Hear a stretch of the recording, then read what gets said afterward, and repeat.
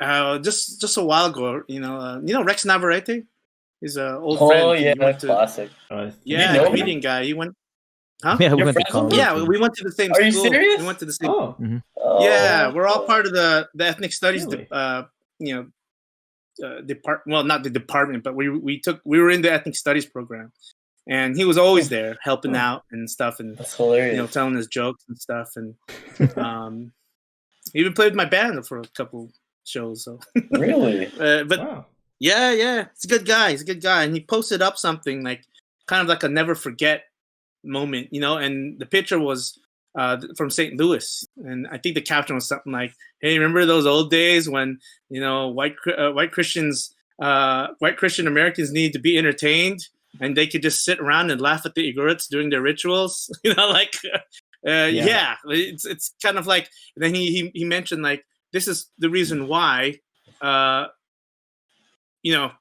Black Lives Matter, and we have to understand it. Basically, is because we've experienced that kind of like. Yeah. So Yeah. Are you guys finding that a lot of people are posting on that St. Louis fair recently? I feel like it's popping up. Are you finding that a lot of people are posting on that St. Louis fair recently? Yeah. It's popping up on a lot of. Yeah. Like Facebook or social media. Because it's a blatant use of discrimination to, especially amongst Filipinos to kind of understand. And a lot of the things that people are posting up now too are the stuff that happened like in Stockton, Solano County, and other areas in California. Because, in California itself, in America, they had the worst, all throughout America, the worst amount and the most amount of anti-Asian laws. And they hated Filipinos because Filipinos were coming in, were another immigrant source that were coming in to and taking jobs as farmers. Yeah. And so the white folks were, taking the jobs as farmers, but we were definitely coming in. I mean and they were also marrying white women. That was another big reason people were pissed off. Yeah. They were marrying white women because there used to be these dance halls. There was these dance halls where the it was like a dime a dance or something like that, right? And so all the Filipino guys, because there was hardly any of the Filipino women there, they needed some kind of like female interaction because the laws prevented. I think it was how many women per man? I forgot. It was a ratio, like 1 in 50. It was. It's like it was pretty bad. That was a big one for the Chinese immigrants. Yeah. There was so many anti-Asian laws, and Filipinos were a part of that. And you'll see these pictures that say "No Filipinos and dogs allowed," and you're like, "What the fuck?" If you didn't know about the anti-Filipino laws in America, you would totally miss it. And be like, "We weren't part of that. We weren't part of that." It was just only those farm workers, not us educated people. Oh man, no, it was everybody, man. Everybody. Oh yes, you were. Yeah, exactly. Like Filipinos were a part of the discrimination in America, at least in the United States. I don't know if there was anything crazy because there were lynchings. There were like planned lynchings by the. I don't know if you call them the West Coast KKK. I think they're called the White Knights or something like that. But they went out there like burning things and just like lynching Filipinos. Man, it was bad because they're pissed off about them taking their women and jobs, whether they were going to work the jobs or not. Yeah, like they were going to work the jobs. But I mean, that's a debatable thing too. But just when you see an immigrant group there that looks pretty tenacious and hardworking, and you're being challenged by your man, because guess what? Those white girls, they like those hot little rabbits. I remember there was a term in there that was consistently used. That was all about that. Oh gosh, there was a book. What the heck? Carlos Balusan is. It was the Balusan book, right? Era. It was the Balusan book. Was it Balusan? I know he talks about the era. No, there was another one. There was something else. But there was a phrase in there. Well, one of the books for that time period was "America is in the Heart" by Carlos Balusan. But I don't think it was maybe it came out of Bolasan's book, but I've heard it. It was mentioned a bunch of times, and of course, then Cordova. Google Daima dance, and then type in Filipinos and Caucasian Americans or something like that. Well, I think Fred Cordova also put it in his history books too. So yeah. Vanessa, was it an article by Fred Cordova? I don't remember. Might be. So interesting. If any one of those folks know any Filipino American historian knows, let us know. But definitely that was a reference to like those Filipinos showing up in the dance halls and wooing white America there, at least white American gals. And so there was a connection there that was and that was happening since the when the Filipinos were able to arrive here as farm laborers. And a lot of people forget that, the United Farm Workers, Cesar Chavez and all those guys, they were backed up by Filipino farm workers. And our dad, the Filipino farm workers who started it first. Right. And they were the major group. They invited Cesar Chavez into it to because they knew they'd be stronger together. Yeah. So, gosh, what was their names? Larry Itliong and De La Cruz. Veracruz. There you go. Philip Veracruz. I'm sorry. And those guys were the principal leaders out there. And a lot of people forget that kind of history. I remember getting an argument with some older Filipinos who came in the 80s, and they were totally denial that Filipinos were actually here before that as farm laborers. No, we came here as an educated professional class in the 1960s. And that's true too.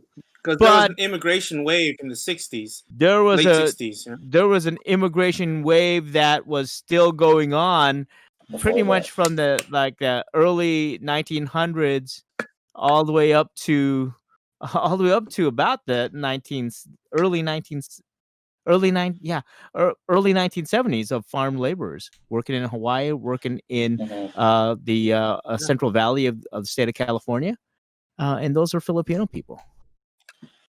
Yeah.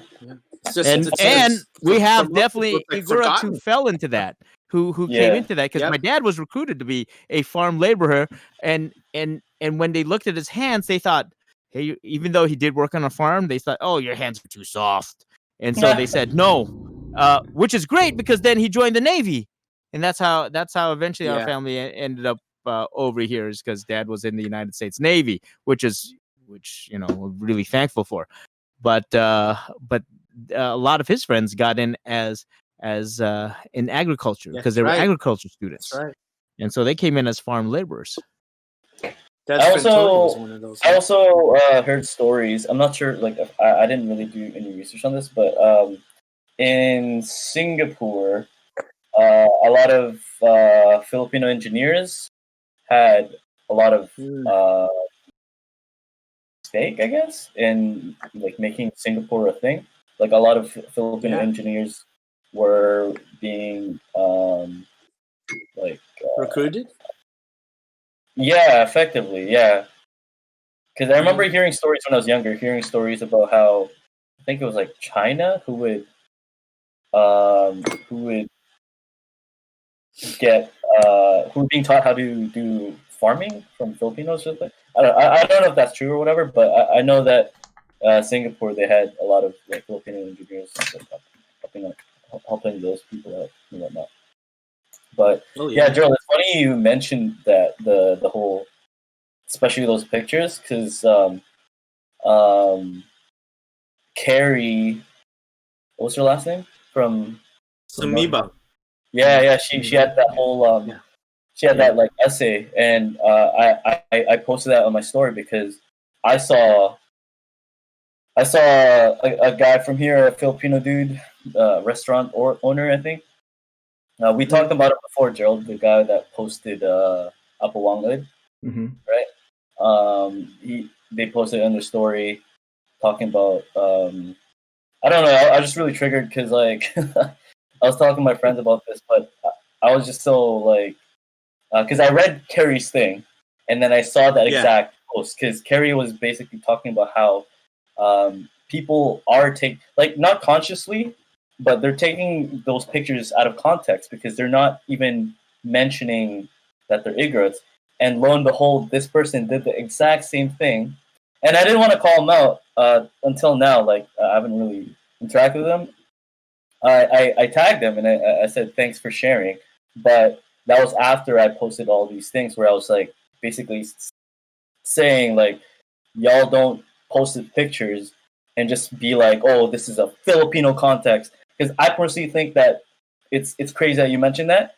I personally think that all these woke Filipinos are posting it and be like, oh my God, yeah, us Filipinos have experienced racism too. Oh, shut the fuck up. Like, the things you're posting, they're Igorots, all right? That's what pissed me off. I was like, what the fuck are you doing? So they posted the picture. Filipino. Right. No, but like back then they weren't seen as Filipinos at that time. So don't preach about that. That's what really pissed me off too. So they posted this picture and no mention of Igorots. It was just like all Filipinos were discriminated. They were used as animals. They were seen as animals. And then so I posted the Carrie's essay, right? Like all the stuff that she posted. Mm-hmm. The fact that, oh yeah, you don't just look at these pictures and take it as it is and be like, oh yeah, us Filipinos. It just really bothered me because like no mention of Igorots. That's why I went on this tirade of like posting all this. I wonder if they knew stuff. I mean, I wonder if they knew. That's the thing, and that's the reason why I didn't want to like attack the person. I didn't want to call him out because like that's not productive. But at the same time, I just want to like point it out, like. But that's why it's important for people to look into these things a little bit more, not just like take them and put context that they think is true without researching it enough. Yeah.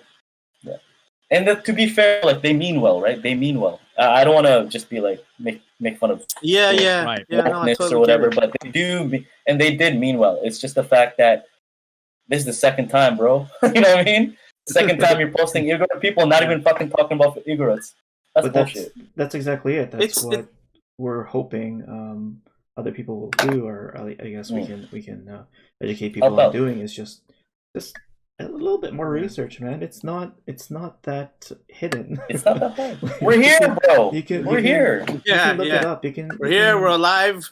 Yeah, there's quite a few articles on that St. Louis stuff. Yeah, exactly. It's there. Just look. I mean, yeah, I don't know. But... Yeah, man, it's really interesting because like I think that when if like someone who hasn't gone through our ancestors' experience, our experiences as Igorot Filipino, you know what I mean, in the diaspora. For some folks who haven't experienced, other Filipinos, especially the younger ones, they just don't realize that like the old, especially with there have been generations of discrimination towards Igorot folks in the Philippines. And because most of them are raised, especially for the ones raised abroad, they just see that as Filipino. And I think it goes along with what we were talking about last time, like the whole concept of, for those abroad, wanting to feel this sense of pan-Filipino-ness. And, and sometimes that's needed. I think sometimes that's needed because sometimes you need critical mass. You need people to be in the same... on the same boat, so that like everybody could like get together, and when we need things, we can voice it out. Just like Black Lives Matter. It's like sometimes you need to it's good to kind of understand their struggle, compare it to yours, and I think part of what the protest should be about is including more people. Including more people so that they can understand. That you're part of this too, kind of thing, right? Well, I think that's what is happening. I mean, with the Black Lives Matter movement, it's really. I think that it gets muddled over when people try to say, "Well, shouldn't all lives matter?" Yeah, that's actually true. All lives should matter, but the emphasis on Black Lives Matter has to do with the experience of Black people over here. in America, and perhaps it's us translating around the world, that it's definitely translating there around are the world. systemic stuff that happens to black people all over the place that other world. folks don't experience, right? And that's true. Don't experience. I remember, like, you know, sitting in like a Filipino eatery, and you know, black folks walk in there, and I don't know, but it looked like the servers all got kind of scared. It's like, no, these people want to eat our food. This is the best time to share it. But they were like, let's hope that they go away. And it's as if you could see that they were kind of ignoring them and kind of like just, you know, waiting for them to leave. I'm like, oh man, really? This is the opportunity to share our culture. You know, it's bad enough, you know, that we never, you know, that people don't give Filipino cuisine that they don't lift it up there as they do with other cultures. But maybe because we haven't done a great job sharing it, or maybe, you know, we put it on those sterno burners too long, and so it's really not too good. But you know, because we like buffet, right? That's changing though. The thing with Filipino food is definitely changing now. Have you seen this video of like this Chinese man being heckled? Not heckled. He was basically attacked by like a group of like black people. That might have been the one in San Francisco. Maybe, I don't know. There's a lot of. And he was collecting cans, right? Yeah, that's right. That's right. That's cans. The one. Yeah. That guy was in San Francisco. That's basically what that is. Like, yeah, sure, you're not serving those people in your restaurant or whatever. So they're like different cases, but that's effectively that's what it is. Like, you're just shunning these people out of your trying to like have a shared experience, but you're talking them down, or you're just like, yeah,